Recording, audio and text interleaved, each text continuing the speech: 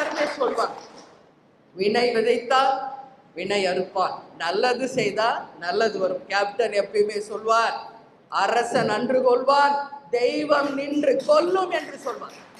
2011 முதல் முறை தேமுதிக வெற்றி பெற்று 29 எம்எல்ஏக்கள் ஜெயித்த போது என்ன பேசிட்டார் கேப்டன்? அப்படி மக்களுக்காக பேசினார், தமிழ்நாட்டுக்காக பேசினார்.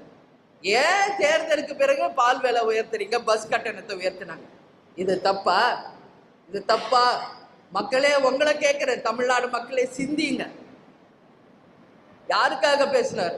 எனக்கு 100 ஏக்கர் கொடுங்க, ஒரு 10 கோடி கொடுங்க நான் போய் கேட்டார் கேப்டன்.